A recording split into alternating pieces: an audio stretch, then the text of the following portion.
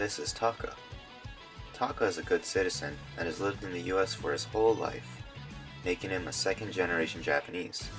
He's a good, productive citizen who doesn't cause any trouble. But because he's Japanese, he got arrested.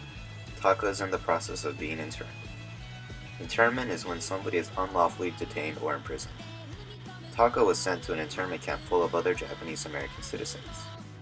The order for internment occurred on February 19, 1941. It happened in response to the bombing of Pearl Harbor, making everybody fear the Japanese. President Franklin D. Roosevelt signed Executive Order 9066 that called for the internment of Japanese Americans.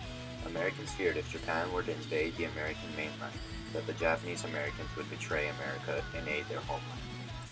There were 10 internment camps scattered across the American mainland and Hawaii, the most notorious camp being Manzanar. Manzanar was a camp in California that held about 120,000 Japanese Americans.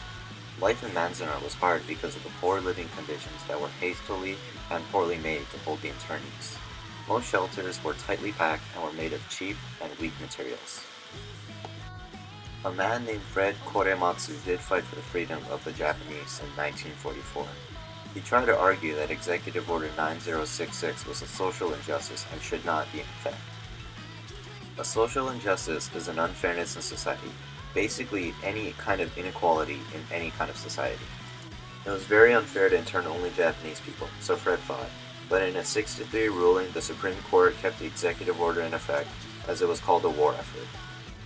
We cannot repeat internment because it is wrong to imprison and punish innocent citizens for something they didn't even do. We cannot judge one based off their country.